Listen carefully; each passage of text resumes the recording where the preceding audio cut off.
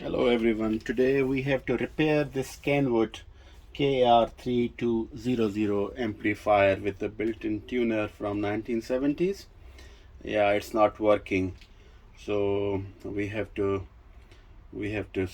open it up and see what is the problem. Maybe a small maintenance can solve the problem. So basically it has a 4 screws on the each side, and I already removed them, and it's the wooden case. You can see it's nice wooden case on the top of it, and inside we can see there is a lot of dust. So look like that it's never been cleaned for a while. So we clean the dust with the air duster, and then periodically we check from the output stage to backwards. First we check the power supply, if the power is going further into the circuit, and if it's good, then we do the reverse. So from the output stage, from the speakers, we go back. Audio stage we have to check, and then the oscillator stage for the tuner, and then hopefully we'll find where is the problem. I hope you will like this restoration of this vintage amplifier. So first we try to use this air duster to take the dust out, and so to have a clean circuit.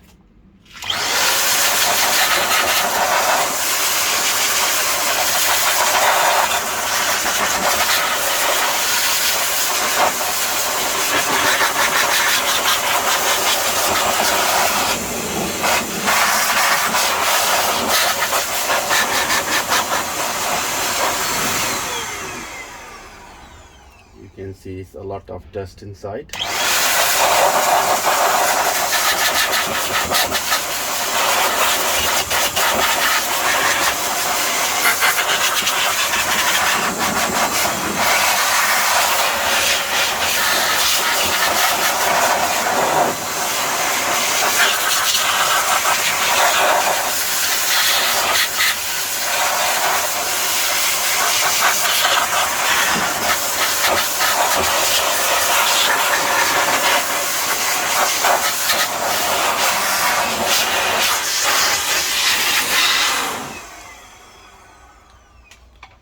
So what dust do basically is just a thin layer of the dust goes on the circuit and everywhere with the time, and also in the moisture in the countries like Netherlands, there's a lot of moisture in the air, and when you don't use the equipment, then the dust get little bit moist, and then it start corrosion on the printed circuit board, and that how that corrosion kill the circuitry and the devices stop working.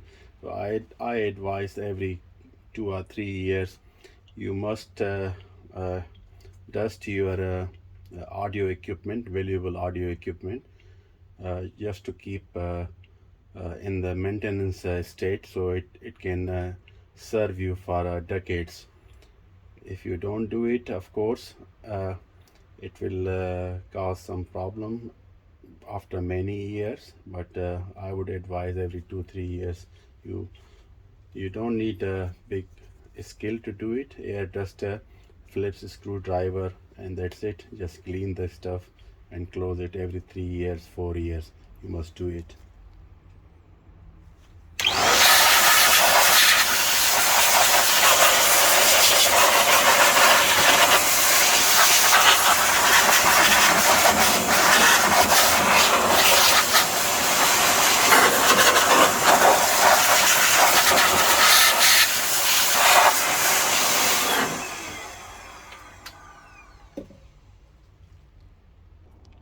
So just to give you a circuit overview for those who are interested. So this is the power supply, which is a main 220 voltage is going down to the lower voltage of 12, and then it goes to this bridge rectifier. This is the bridge rectifier, and what it does, it converts from alternating current into the direct current, the DC, because the electronics require the DC current, not the AC. Our household is supplied with alternating current. And then you see this circuit. This is the tuner circuit where the radio works. This is the tuning capacitor, and these are the IF, the intermediate frequency uh, uh, transformers. So here you tune the radio stations and receive AM, FM, and long wave. And then this is the amplifier circuit. So here you see it's a the signal from the radio, it goes here and it amplifies little bit at the pre-amplifier stage. Then it goes further to the driver stage, and then it feed to these four Hitachi C1061 power transistor. These are the NPN power transistors, and they are very famous of their power handling and audio output. These are the silicon ones, and they have also known as 2SC. Basically, on the transistor is written C, but you always have to put 2SC 1061 NPN power. So these then drive your speakers. So that's how the whole circuit work. And this is just the cosmetic stuff like lighting and the dial and these control inputs. Of course, the bass treble. Basically what you are doing at the pre-stage, you are giving a feedback, so it make the higher and the lower frequency and the driver stage pick up and feed to the power amplifier stage, which is composed of this four 2AC1061 NPN silicon transistor. So they have a tendency of producing a very warm sound. So the people who like the vacuum tube sound, which is quite warmer, and then those are the PNP and NPN transistors like that, and then the MOSFET came and the integrated circuits. So this should generate a very good sound quality. So in order to go further, we have to check the power input level, if the power input level is available, and if it has been rectified and converted into direct current. And we have to see if it's feeding to the tuning circuit and the amplifier circuit properly. If that's the case, then we go further and to see where is the problem.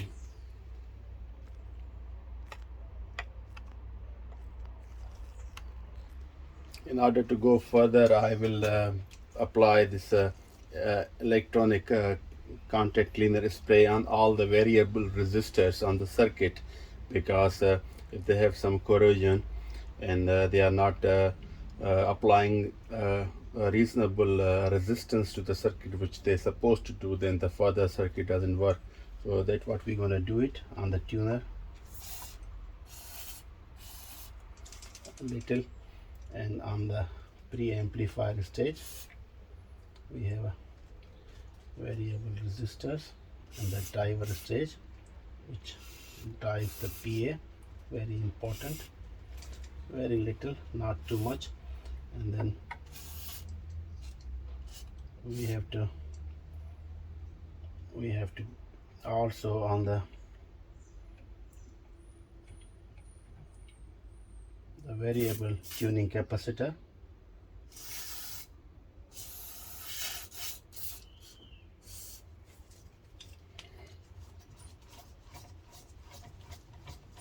Yeah, it's working smooth. So we check at the bridge rectifier if the DC current is present over there. So we set our multi-ammeter on the 20 volt direct current, and then we test it.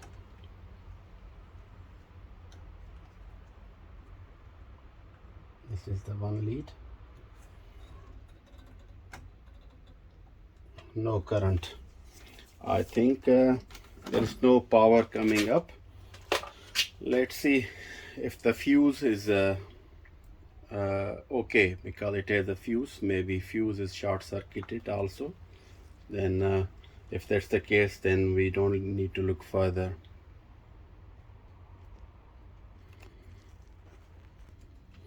So here is the fuse, and this is a AC voltage selector 110 to 20 and 220 to 40. Here in Netherlands the voltage are 220 to 40.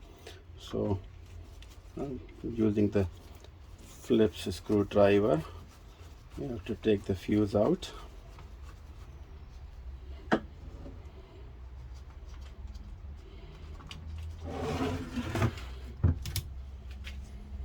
Oh, it's a 2 ampere fuse and it's broken, so it might have a short circuit because of the moisture and the corrosion on the circuit further, and the previous owner, when he turned it on, the fuse had got blown.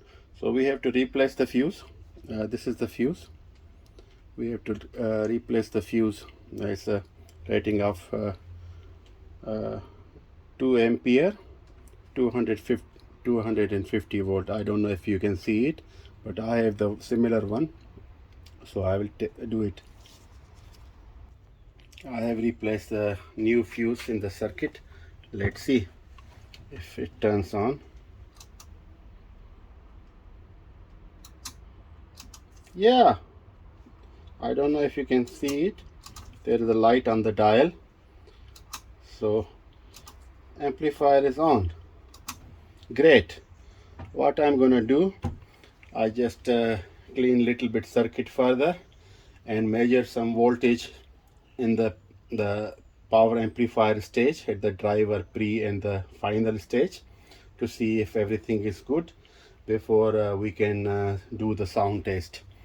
So it's a very easy process. I have a schematic diagram, and you might see here you have a lot of pins down here, and those pins, they're supposed to give certain voltage and current for the testing to verify if the circuit is working fine on this side also. So I go through the schematic diagram and the instructions, and I measure the voltage on all the pins, and if everything is hunky-dory, then we'll close it, and we do the sound test.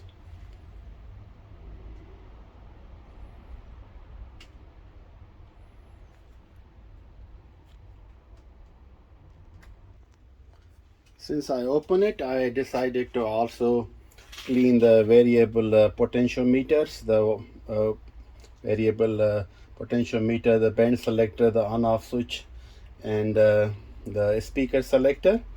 And also I check these two fuses, they are okay. They are also 2 ampere rating. So this is basically on the back side of the amplifier. So it's very easy to open it.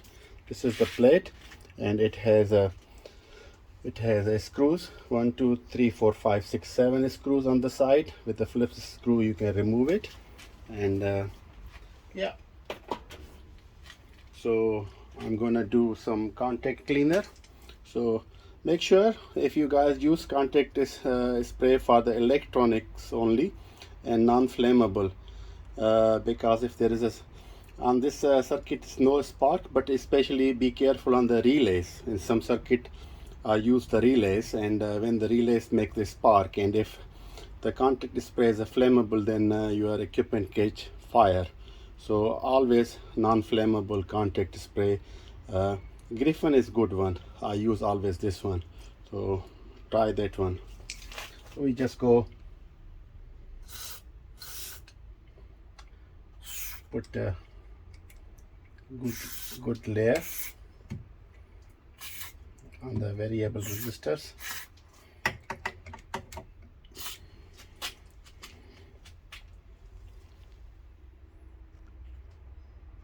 And I wanted to show from this way, every variable resistor where they have a contacts, there is a gap where you can make a spray, so it can goes inside.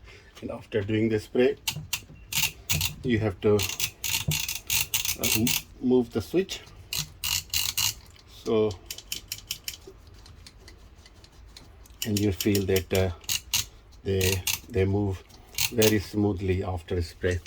So there is no harm using contact spray on the variable resistors and the potentiometers, because what they do, they lubricate a little bit, and if there is any corrosion, it has to be removed. And then you don't need for also on the bend switch, then you don't need any lubrication for 10 years. And these on off switches also, and the bend selectors, you can do it, and then afterwards you can feel they work very smoothly. Some of the amplifiers, they have a cracking sound in the volume control, and that's because that of the corrosion on the potentiometers terminals. With the contact spray you can resolve it.